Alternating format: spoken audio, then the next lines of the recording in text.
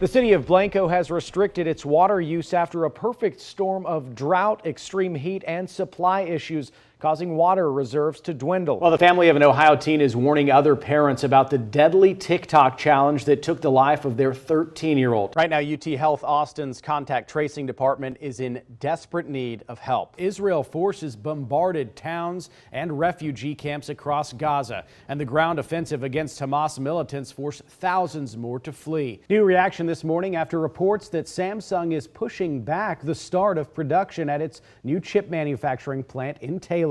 In a joint statement from the Williamson County judge and the mayor of Taylor, they write that Samsung, quote, has always delivered on its promises. And if you're mailing a package at the post office starting next year, it'll cost you a little more. The USPS says Ground Advantage prices will go up 5.4%. This week, the National Basketball Association approved the $3.5 billion sale of the Dallas Mavericks. Tensions between the U.S. and Iran are increasing. This after American service members were injured from a drone attack on their base in Iraq on Christmas Day. When many Texas college students return to school after winter break, their campuses' diversity offices will be gone. According to the Texas Tribune, Senate Bill 17 requires public universities to end so-called diversity, equity, and inclusion work training. Welcome back. Austin's first public golf course and one of the first desegregated courses in the South faces an uncertain future. The popularity of pickleball in South Austin is causing conflicts between players and the city.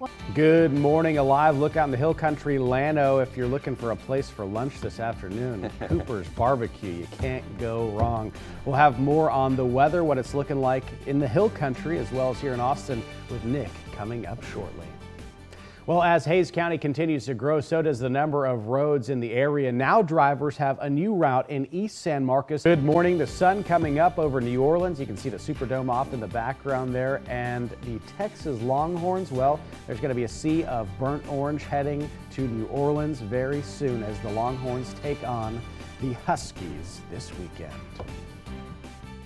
Well, the Federal Aviation Administration and the National Transportation Safety Board are investigating why a pilot crashed into an East Texas home this week. State troopers responded. Maine becomes the second state to disqualify Trump from its 2024 primary ballot on 14th Amendment grounds. The move comes after the Colorado State Supreme Court ruled on the issue last week, citing Trump's role in the January 6th attack on the U.S. Capitol. Maine's Democratic Secretary of State ruled Trump ineligible due to his actions around January 6th. The decision will not be enforced until the courts weigh in on the issue. Now, a statement released by Trump's campaign spokesperson says, quote, "We will quickly file a legal objection in state court to prevent this atrocious decision in Maine from taking effect."